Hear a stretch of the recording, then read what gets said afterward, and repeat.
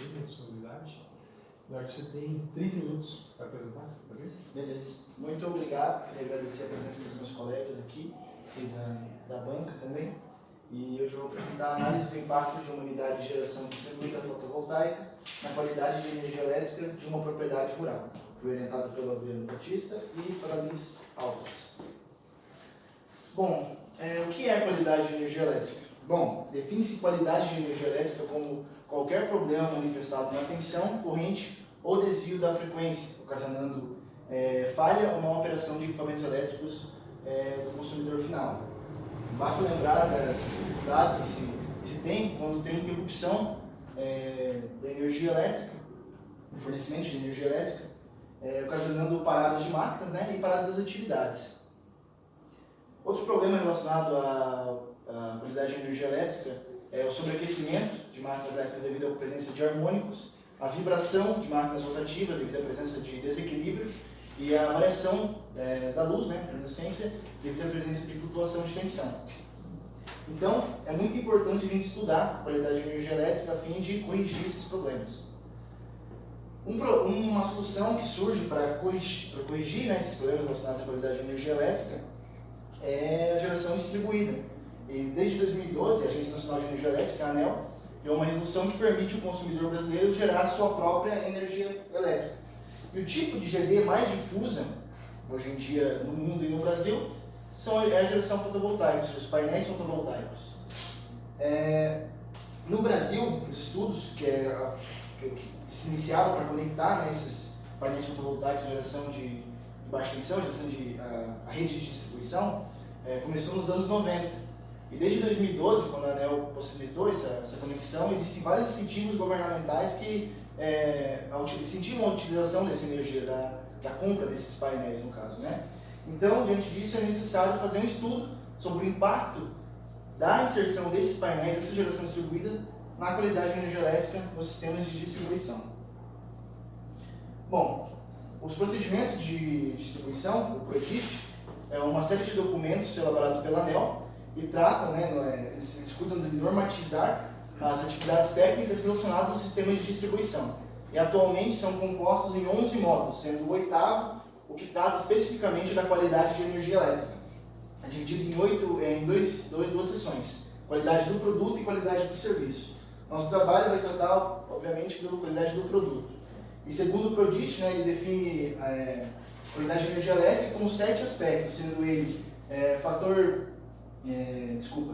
tensão em regime permanente, fator de potência, harmônicos, desequilíbrio de tensão, flutuação de tensão, variação de frequência e variação de tensão de curta duração, os quais eu vou detalhar agora cada um segundo o PRODIST regulamenta as suas normas, os seus limites.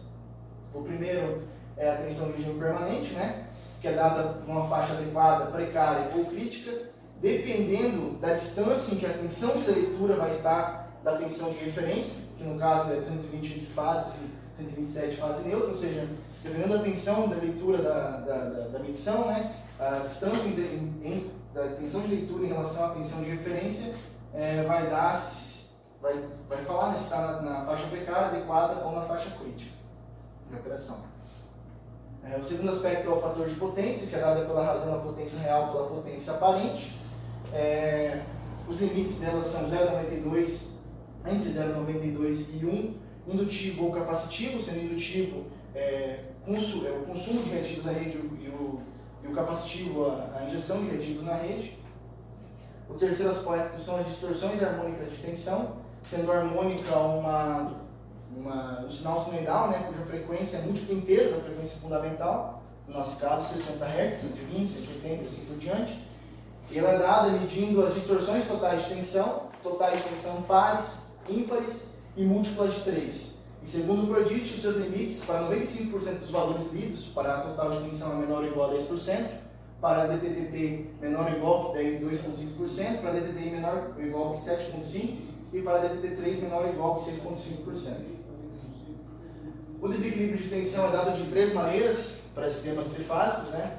O desequilíbrio entre módulos das tensões, o desequilíbrio entre fases e o desequilíbrio conjunto de módulo e fase. Ele é calculado pelo fator de desequilíbrio, pode ser calculado pelas componentes simétricas ou então pelas tensões de linha, utilizando um fator beta, no qual esse fator beta entra na formulação do fator de desequilíbrio. E o seu limite, né, segundo o regulamento PRODIST, para 95% das leituras, deve ser menor ou igual a 3%. A flutuação de tensão é a oscilação, né, de equipamentos variáveis. Ela é calculada pela severidade de flutuação de tensão, é dada por essa formulação aqui. E o seu nível, né, o nível que você deseja se ver na distribuição para a severidade de flutuação de tensão em todas as leituras lidas, é menor ou igual a 1 PU. A variação de frequência, onde a condição normal de operação dela é maior ou igual a 59.9, menor ou igual a 60.1. Fora dessa condição normal de operação, há intervalos em que a frequência pode variar, pode trabalhar em um determinado tempo em que ela pode ficar, e não pode ser maior que 66 Hz, nem menor que 56.5 Hz. Ou seja, ultrapassando esses limites, ou ultrapassando o tempo em que ele fica em certas faixas, no caso, pode haver corte de carga ou corte de geração, dependendo da faixa em que estiver. A variação de tensão de curta duração, nosso último aspecto, é dada de duas maneiras, no caso, né? Momentâneo ou temporário, sendo que os eventos momentâneos duram menos que 3 segundos, e as temporárias entre 3 segundos e 3 minutos. É dada também por interrupção, afundamento ou elevação, sendo interrupção menor ou igual a 0,1 PU da amplitude da tensão de atendimento, né, tensão nominal, o afundamento maior ou igual que 0,1 PU e menor que 0,9 PU, e a elevação é dada maior que 1,1 PU. Então assim a gente tem a variação de tensão de curta duração definida pelo afundamento, interrupção e o tempo de duração. Dados os aspectos teóricos aos quais a gente vai se fundamentar para fazer as análises desse trabalho, a gente entra no nosso estudo de caso, que foi realizado em uma propriedade rural, localizada na cidade de Medianeira, localizada no oeste do Paraná. Como eu disse, é uma propriedade rural, está longe do centro urbano, longe do centro de carga e, consequentemente, longe da sua unidade de geração, né, respectiva. Como eu disse, lá uma produção, uma propriedade dedicada à produção leiteira, ou seja, a produção de leite, e essa produção de leite acontece durante a ordenha. A ordenha é a sucção, ou seja, a tirada dos leites das vacas, no caso, né, para envio para a indústria. E o processo de ordenha consiste na utilização de vários equipamentos simultaneamente, como uma bomba de sucção, que vai extrair o leite das vacas, a bomba de transferência para o resfriador, o resfriador em si, que fica constantemente mexendo a fim de não formar nata no leite, o transferidor, o motor que transfere esse leite para o resfriador para o caminhão na hora da coleta, e junto a isso também ficam ligados vários ventiladores, como pode ter visto aqui, ó, também os ventiladores grandões de porte industrial, a fim de amenizar a temperatura, uma vez que essas vacas são de origem nórdica, né, origem de países frios, elas geram mais leite quando a temperatura é mais amena. E devido à condição de calor na região, a temperatura tem que ser controlada, no caso. Fora os ventiladores que ficam ligados também a um aquecedor de água, que fica constantemente ligado a fim de higienizar o local, uma vez que se trata da indústria alimentícia. É alimentado também no mesmo quadro de baixa tensão que são alimentadas essas cargas, um triturador de milho, que é para colocar na ração dos animais, bombas d'água e uma residência, que é considerada como uma carga residencial. Então todas essas cargas são alimentadas pelo mesmo quadro de baixa tensão. Uma visita técnica na propriedade mostrou que a maioria das cargas presentes na propriedade, que eu tenho umas fotos das quais eu falei, o ventilador industrial, colocado por um motor de indução de 750 watts, o aquecedor de água, o resfriador de leite, um resfriador com capacidade de 1000 litros, o triturador, né, algumas das cargas que eu falei, e a visita técnica demonstrou que a maioria dessas cargas que são instaladas na propriedade são monofásicas ou bifásicas. Isso é muito importante para a análise de um dos aspectos que a gente obteve. Também vale salientar que os motores instalados na propriedade são já muito velhos e com um baixo fator de potência. Então, dada apresentado, né, as características da carga que a gente vai analisar, vamos para o sistema fotovoltaico que está instalado na propriedade. É composto por painéis fotovoltaicos, que geram energia em corrente contínua, passam pelo inversor, que vão converter energia para corrente alternada. O controlador controla se manda a carga se manda a geração para a carga ou injeta na rede, né, dependendo da demanda. E o medidor bidirecional que vai medir o quanto eu estou consumindo da rede e quanto está injetando na rede a fim de fazer o cálculo no final do mês, da energia elétrica. Os painéis fotovoltaicos. Bom, os módulos fotovoltaicos aqui instalados são do tipo multicristalinos, tem 270 watts de pico, um rendimento de 19% aproximadamente. Eles estão instalados sobre galpões de descanso dos animais, né? Como pode ser visto aqui. E são no total 80 módulos, sendo que são ligados 20 módulos em série e 4 séries ligados em paralelo. Então, na saída de cada série dessas aqui, a gente obtém 575 volts de corrente contínua e 8,5 amperes de corrente contínua, totalizando 20 kW de pico, de potência instalada. Após a retificação da energia solar para elétrica, é mandado para o inversor da marca PHB, modelo 20 KDT, tem uma tensão de starter de 260 volts de corrente contínua, até 850, né? E a saída é em 220 ou 380, de acordo com a escolha do cliente, no nosso caso foi 220. E o rendimento de 98%. Apresentados os principais componentes, os quais a gente vai utilizar para fazer a análise dos resultados, a gente vai para os passos que a gente utilizou a executar a análise, a metodologia que a gente utilizou. Primeiramente, a gente precisa de um equipamento que atenda as normas da Prodist, certo? Eles meçam atendendo as normas da Prodist. Esse equipamento foi o PowerNet PQ704.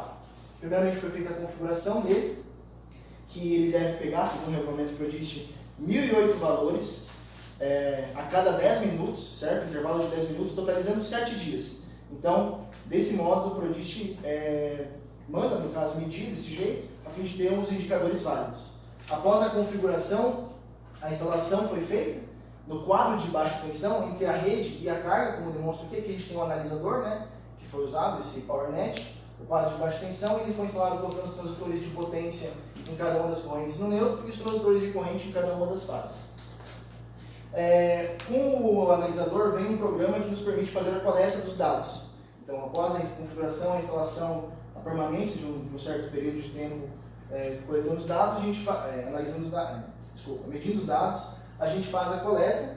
Então, a gente pega esses dados coletados e trata eles no MATLAB, fazendo códigos, né, segundo a formulação e modelos matemáticos que o Prodist determina. Então, o código no MATLAB vai nos gerar gráficos, tabelas e relatórios, possibilitando assim a nossa análise dos dados efetuados. Então, apresentado o estudo de caso e como método de medição da energia, a gente entra nos nossos resultados. Foram realizadas medições antes e após a instalação do painel fotovoltaico, obviamente, para analisar o impacto. Então, o período de análise deu início no dia 10 de julho, às 15h50, e terminou no dia 14 de agosto, no mesmo horário, totalizando 35 dias. Em 2017 foi feita a medição, a coleta de dados, tratados no MATLAB, então armazenados. Em 2018, após a instalação do painel, novamente vamos nesse mesmo período, analisamos os dados, coletamos os dados, tratamos eles e assim podemos fazer a análise do impacto em si. A temperatura média no período analisado, para 2017 foi de 21,8 graus e para 2018 20,8. É importante pegar no mesmo período de tempo do ano, no caso, né, para pegar as temperaturas próximas, pois as cargas se comportam de maneira diferente no verão e no inverno. Então, por isso foi feito no mesmo período. A primeira análise, né, o primeiro aspecto é a tensão em regime permanente, no qual os gráficos, a partir desse até o último aspecto, mantêm o mesmo padrão, sendo que a linha azul corresponde aos valores antes da instalação do painel fotovoltaico, em 2017, e a linha rosa, a linha roxa aqui, representam os dados, né, os valores analisados coletados após a instalação do sistema fotovoltaico, no ano de 2018. Para o gráfico de análise de tensão permanente foi colocado as tensões de linha VAB, VBC e VCA, compreendendo um limite de faixa adequada entre as linhas pretas, precária entre a linha preta e vermelha, e crítica ultrapassando as linhas vermelhas. E analisando esse gráfico, a gente pode ver que após a instalação do painel, a gente teve um aumento de tensão para as fases BC e para a tensão de linha BC e CA. Uma análise importante que deve ser feita aqui, que é crucial para tanto a análise desse aspecto quanto de outros, é a aproximação da minha carga à geração. Porque antes, quando não tinha painel fotovoltaico, a minha geração ficava longe da minha carga. Então, a partir do momento que eu coloquei a minha geração fotovoltaica, eu aproximei a minha geração da carga, diminuindo assim a minha queda de tensão, fazendo com que a minha tensão de linha aumentasse. Fazendo os cálculos, em média, essa tensão aumentou em 1,3%, aqui em 2,6%, 2,4%. O mesmo aumento não é observado na tensão de linha VAB. Esse aumento não é observado porque possivelmente tem mais cargas instaladas entre A e B do que entre as fases B e C e CA, fazendo com que haja uma maior queda de tensão, ou seja, não é perceptível ver esse aumento, né, que obteve na tensão de linha VBC e VCA. O nosso segundo aspecto analisado é o fator de potência, onde eu apresento o fator de potência acima de um indutivo e abaixo capacitivo, né? Ou seja, consumindo reativo da rede e injetando reativo na rede. Eu apresento os limites 0,92 indutivo ou capacitivo. E a gente consegue analisar que o fator de potência a gente teve uma diminuição dele, né? Após a instalação do painel, ele teve uma diminuição bem grande. Eu discretizei o dia 12 a cada hora para ver em que momento ocorre essa tendência para um fator de potência tão baixo. Então, discretizando o dia 12 a cada hora, a gente vê que o fator de potência é baixo, no caso é mais próximo a zero, quando ele se mantém entre 11h30 até as 4 da tarde aproximadamente, que é o momento em que o Sol está com mais irradiação solar, no caso, é mais intenso o Sol. Isso faz com que os nossos painéis solares estejam gerando, se não no máximo, próximo da sua capacidade máxima, ou seja, gerando a full. Então, é uma análise para entender por que houve essa diminuição.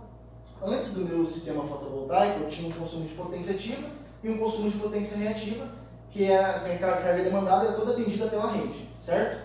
Após a instalação do sistema fotovoltaico, como o meu sistema fotovoltaico trabalha com fator de potência unitário, parte dessa potência ativa passou a ser atendida pelo meu sistema fotovoltaico, reduzindo assim a potência ativa demandada pela rede.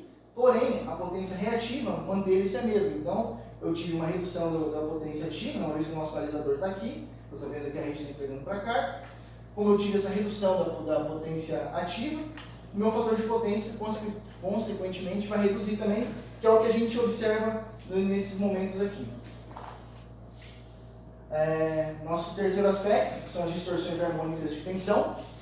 O primeiro aspecto, como eu disse, aqui são 4, o total, ímpar, par, ímpar e múltiplo de 3. Eu vou mostrar o que aconteceu com cada um deles, depois fazer uma análise. Então, para o primeiro, que é o total de tensão, se manteve bem abaixo do seu limite, que é de 10%, né, que é a fase A, a fase B e a fase C.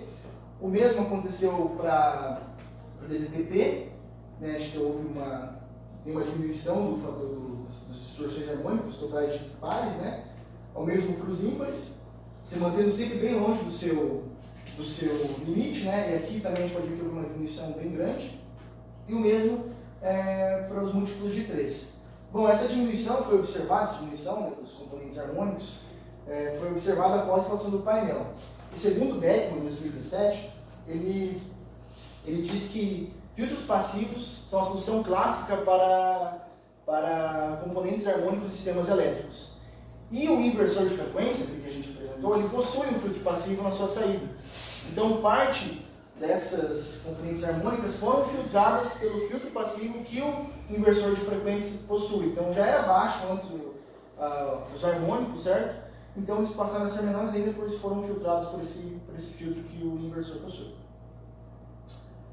Nosso quarto aspecto é o desequilíbrio de tensão, né? A gente pode valer aqui, ó, a gente apresenta o gráfico do fator de desequilíbrio. A gente pode ver aqui que houve uma diminuição após a instalação, ou seja, antes da instalação não se mantinha perto do seu limite, mas após ele diminuiu. Isso a gente vai utilizar a mesma lógica que a gente fez para a análise de tensão de regime permanente, aproximação da geração da carga. Com a aproximação, menor queda de tensão, maior tensão de linha, que a gente viu no primeiro item. Com essa maior tensão de linha, o meu fator beta ele diminui, certo? Com essa diminuição do fator beta, o meu fator de desequilíbrio também tem uma diminuição. Então, após a instalação do painel, esse aspecto também melhorou. A análise da flutuação de tensão agora, que é o nosso quinto aspecto de qualidade de energia, onde eu apresento a severidade de flutuação de tensão referente a cada fase. Antes da instalação, a severidade era bem alta, né, ultrapassava o limite. E segundo o Bullen, ele fala que a principal fonte de variação de tensão, de severidade de flutuação de tensão, são cargas monofásicas ou bifásicas acionadas simultaneamente. E como a gente viu que na propriedade a maioria das cargas são monofásicas ou bifásicas, isso contribui para uma alta severidade de flutuação de tensão. A gente sabe que a partida de motores elétricos chega a ser 8 vezes, a corrente de partida é 8 vezes maior que a corrente nominal, então isso contribui para uma alta severidade de flutuação. Após a instalação houve uma diminuição ficando abaixo do limite, mas houve uma diminuição, usando a mesma lógica da aproximação da geração à carga. Agora, parte dessa demanda, quando tem essa acessibilidade de produção, esse acionamento dessas cargas simultaneamente, agora parte dessa potência é atendida pelos painéis. Então, a rede, no caso, antigamente, antes de ter a instalação, a rede fornecia toda a potência que a minha carga requeria. Agora, como o meu painel está atendendo parte dessa carga, a severidade não foi tão elevada assim, porque parte dessa potência está sendo fornecida nesses momentos, né, em que a alta demanda de potência é atendida pelo meu painel fotovoltaico. E uma forma de corrigir, tentar diminuir ainda esse fator de desequilíbrio seria a instalação de chaves compensadoras, ou triângulo estrela, para diminuir a corrente de partida, e uma melhor distribuição entre as fases das cargas instaladas na propriedade. Nosso sexto aspecto é a análise da frequência. Segundo o X. Togueira Filho, ele diz que unidades de pequeno porte, geração, não participam da regulação de frequência do sistema elétrico. E é verdade, uma vez que nosso sistema fotovoltaico instalado na propriedade, ele tem 20 kW de pico, mas ele é pequeno dado o tamanho do sistema elétrico brasileiro, ou seja, ele não tem força de influenciar nesse aspecto. Ou seja, a variação desse aspecto é inerente à instalação dos painéis. A mesma lógica, né, é para a variação de tensão de curta duração. O nosso painel não permite o trabalho de off-grid, ou seja, quando a rede sai, não trabalha, não tem bancos de baterias para atender a carga sem que a rede seja conectada. Então, quando há falha total de energia, interrupções, o painel sai de cena. Então, esse aspecto também, para esse caso, obviamente, no estudo, ele não é influenciado pela presença dos painéis fotovoltaicos. Quanto que a gente pode ver que em 2017 houve menos interrupções momentâneas temporárias do que em 2018. E com isso a gente tira as conclusões do nosso trabalho, né? Que ele aparece como uma forma de auxiliar e melhorar a qualidade de energia elétrica, reduzindo a distância da minha carga-geração, diminuindo a minha queda de tensão, aumentando a minha tensão de regime permanente, reduzindo o desequilíbrio, a flutuação. Os harmônicos também foram reduzidos devido à presença do filtro, do inversor e a característica do filtro passivo que está no inversor. E também houve uma diminuição do fator de potência. Porém, o consumidor não é penalizado por esse baixo fator de potência, pois ele pertence ao grupo B de consumidores, os quais não são penalizados por não se manterem dentro dos limites, segundo o registro. E uma sugestão para trabalhos futuros seria a melhor análise e dimensionamento das cargas instaladas na propriedade, dos motores, como são antigos, eu falei para vocês, e uma melhor redistribuição entre as fases das cargas instaladas. Um trabalho interessante também seria a análise do impacto sobre a qualidade de energia, como feito aqui, e uma outra propriedade rural, com cargas com características diferentes, um aviário, uma produção suína, ou algo do tipo, a fim de ter uma comparação se segue uma mesma tendência. E com isso eu encerro o meu trabalho. Eu quero agradecer muito ao LASC pela oportunidade de fazer esse trabalho, que eu me dediquei muito e gostei muito. Agradeço a todos.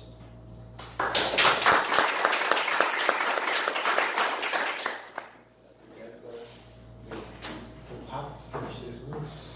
23? 23h50. Caraca!